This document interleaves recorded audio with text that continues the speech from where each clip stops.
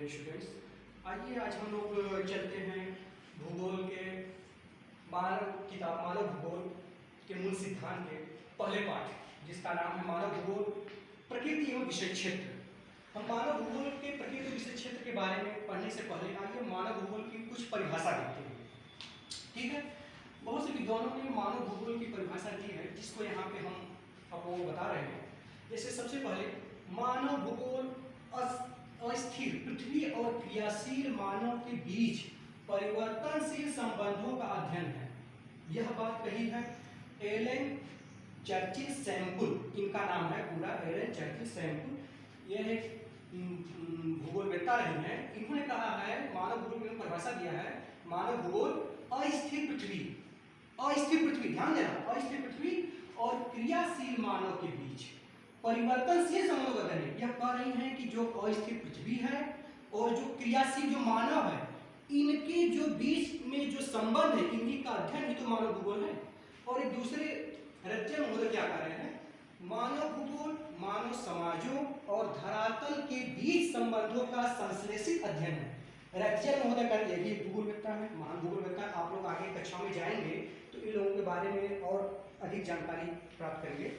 मानव भूगोल मानव समाजों और धरातल के बीच संबंधों का संश्लेषित अध्ययन। देखो ये भी कह रहे हैं कि मानव समाज और धरातल, यह भी धरातल और मानव समाज के बीच संबंधों का संश्लेषित अध्ययन करने की बात करते हैं। ये तो मानव भूगोल की परिभाषा हो गई। आइए अब हम लोग देखते हैं मानव भूगोल की प्रकृति। मानव भूगोल की प्रकृति कैसी है? मानव भूगोल भौतिक पर्यावरण तथा मानव जनित सामाजिक सांस्कृतिक पर्यावरण के अंतर संबंधों का अध्ययन उनकी परस्पर अन्योन्य क्रिया के द्वारा करता है। कह रहा है कि मानव भूगोल भौतिक पर्यावरण तथा मानव जनित सामाजिक सांस्कृतिक पर्यावरण के अंतर संबंधों का अध्ययन उनकी परस्पर अन्योन्य क्रिया के द्वारा करता है। ठीक, जैसे आप आगे देखिए, भू आकृति, मृदाएं, जलवायु, जल, प्राकृतिक वनस्पति, विविध प्राणी जात तथा वनस्पति जात है। ये सब क्या है? जिनकी रचना मानव ने भौतिक पर्यावरण द्वारा प्रदत्त मंच पर अपने कार्यकलापों के द्वारा की है। अब आप लोग देखिएगा, गांव है, घर है, नगर है, सड़क है, रेल है, इन सब का रेलों का जो जाल है, उद्योग है, खेत है, पत्तन, दैनिक उपयोग में आने वाली जो वस्तुएं हैं तथा भौतिक संस्कृति के अन्य सभी तत्व भौतिक पर्यावरण द्वारा प्रदत्त संसाधनों का उपयोग करते हुए मानव द्वारा निर्मित किए गए हैं। एक बात ध्यान दीजिएगा, जो मानव ने सड़क बनाया, घर बनाया, रेल बनाया, उद्योग धंधे लगाए, दैनिक उपयोग की जो वस्तुएं इन्होंने ईजाद की अपनी सुख सुविधा के लिए, यह सब ये भौतिक संस्कृति के अन्य सभी तत्व भौतिक पर्यावरण द्वारा प्रदत्त संसाधन, जो संसाधन हमको भौतिक पर्यावरण मिले हैं, इनका उपयोग करके ही मानव ने बनाया है। जबकि भौतिक पर्यावरण मानव द्वारा बृहत स्तर पर विकसित किया गया। एक बार ध्यान दीजिएगा, जैसे हम अपने बैठने के लिए कुर्सी मेज बनाते हैं, वह कुर्सी मेज हम लकड़ी से प्राप्त करते हैं और लकड़ी हमें जंगलों से मिलती है। वह भौतिक पर्यावरण से हम लकड़ी लाकर अपने फर्नीचर को बनाते हैं, जिसपे जो हम यूज करते हैं। तो कह रहा है यहाँ पर कि मानव ने भौतिक पर्यावरण को बृहद स्तर पर विकसित किया। अब जैसे अगर जंगल है, मानव अपने उपयोग के लिए उस जंगल को काट रहा है तो उसको वो परिवर्तित किया, बृहद स्तर पर परिवर्तित किया, वही बात कर रहा है। साथ ही मानव जीवन को भी इसने प्रभावित किया। और ये बात सत्य है कि अगर आप प्रकृति के साथ छेड़छाड़ करेंगे, प्रकृति को अगर नुकसान पहुंचाएंगे, तो प्रकृति भी आपको नुकसान पहुंचाएगी। क्योंकि मानव जीव, हमने तो वृक्ष को काट दिया, जहां पे आज नमी थी, जहां पे हरियाली था, आज वहां पे सूखे पड़ रहे हैं। तो हमने जब प्रकृति को प्रभावित किया तो प्रकृति भी तो हमको प्रभावित कर रही है। यही इस बात को कहा है। इसमें आगे हम लोग देखते हैं मानव का प्राकृतिक और प्रकृति का मानकीकरण। एक बात ध्यान दीजिएगा आप लोग, यह जो क्वेश्चन है मानव का प्राकृतिकरण और प्रकृति का मानकीकरण, यह एग्जाम में बराबर पूछता रहता है। इसमें दो चीज है, मानव का प्राकृतिकरण और प्रकृति का मानकीकरण। ये चीज आप लोग ध्यान से समझ लीजिएगा। इसमें दो क्वेश्चन है और हमेशा पूछता रहता है, एग्जाम में, बोर्ड में पूछता रहता है। सबसे पहले हम लोग देखते हैं कि मानव का प्राकृतिकरण क्या है। मानव का प्राकृतिकरण से तात्पर्य यह होता है कि मानव जैसे आदिम काल में जंगलों में रहता था, वह जंगलों में प्राप्त कंदमूल फल को खाता था, वृक्षों के पत्तों से अपने शरीर को ढकता था, वहीं उनके बिछौने होते थे, उसी में जीवन यापन करता था, यानी पूरी तरह से वह प्रकृति पर आश्रित था। इसी को मानव का प्राकृतिकरण कहते हैं, यानी वह प्रकृति द्वारा प्रदत्त सुविधाओं के अंदर ही अपना जीवन निर्वाह करता था। वह मानव का प्राकृतिकरण हो गया। और प्रकृति का मानवीकरण यह एक अलग चीज है।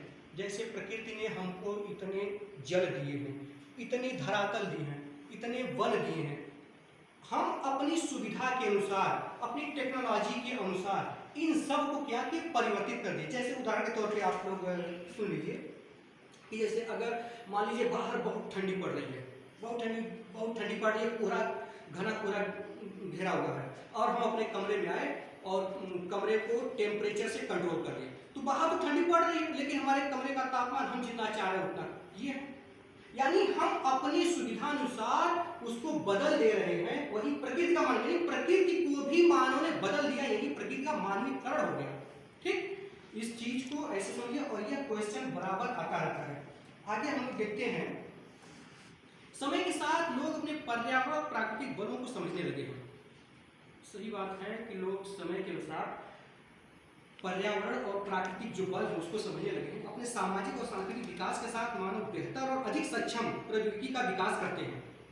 अपने सक्षम प्रौद्योगिकी का विकास करते हैं। समय के अनुसार मानव दिन प्रतिदिन अपना विकास करता जाता है। वे अभाव की अवस्था से स्वतंत्रता की अवस्था की ओर अग्रसर होते हैं।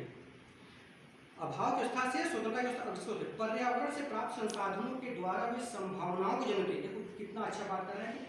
पर्यावरण से प्राप्त संसाधनों के द्वारा वे संभावनाओं को जन्म देते हैं। जैसे पर्यावरण से हमें अब हवा के द्वारा भी बिजली बनाई जा रही है, उससे बिजली बनाई जा रही है, और जो प्रकृति ने हमको निःशुल्क हवा दी है उसका उपयोग हम और दूसरे रूपों में कर रहे हैं। प्रकृति ने हमें निःशुल्क रूप में पानी दिया है, उस पानी का उपयोग हम दूसरे रूपों में कर रहे हैं। तो जो प्रकृति ने दिया है उसको प्रौद्योगिकी के द्वारा, मानव अपने टेक्नोलॉजी के द्वारा, ज्ञान के द्वारा उससे फायदा उठा रहा है, यानी उसमें वह तरक्की कर रहा है अपने विकास के लिए। मानवीय क्रियाएं सांस्कृतिक भूदृश्य की रचना करती हैं। देखो क्या कह रहा है, मानवीय क्रियाएं सांस्कृतिक भूदृश्य की रचना। जैसे मानव पहले जंगलों में रहता था, मकान पे थे, लेकिन बाद में क्या हुआ कि मानव रहने के लिए मकान बनाने लगे, पुल बनाने लगे, सड़क बनाने लगी। यह तमाम चीजें मानव ने अपनी सुविधा के लिए बनाने लगे। यह भूदृश्य इनकी मानव ने रचना की। मानवीय क्रियाओं की छाप सर्वत्र है। ये सही है कि जहाँ भी जाओ हर जगह मानवीय क्रियाओं की छाप दिखाई देगी। कहीं पुल, सड़क, मैदान, घर, मकान, खेत, मोटर, गाड़ी, वाहन हर जगह दिखाई दे रहे हैं। उच्च भूमियों पर स्वास्थ्य विश्राम स्थल, विशाल नगरीय प्रसार, खेत, फलोद्यान, मैदानों पर तरंगी पहाड़ियों में चारागाहें, तटों पर पत्तन, महासागरीय तल पर समुद्री मार्ग तथा अंतरिक्ष में उपग्रह इत्यादि, यह सब मानव के द्वारा ही तो किया गया है। पहले के विद्वानों ने इसे संभव आकरण, देखो यह जो अभी बता रहा है